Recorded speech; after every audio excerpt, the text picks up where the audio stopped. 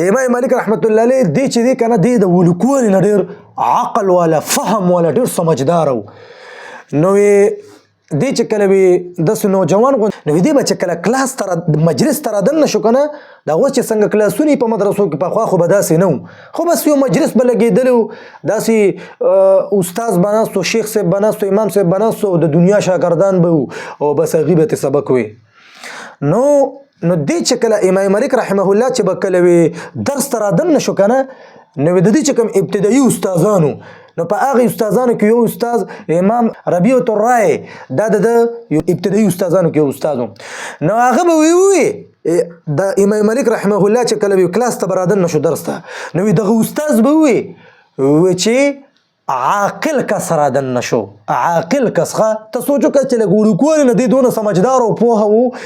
چې خپل استاد به څه وی چې ډېر سمجداره کس رادن نشو کلاس ته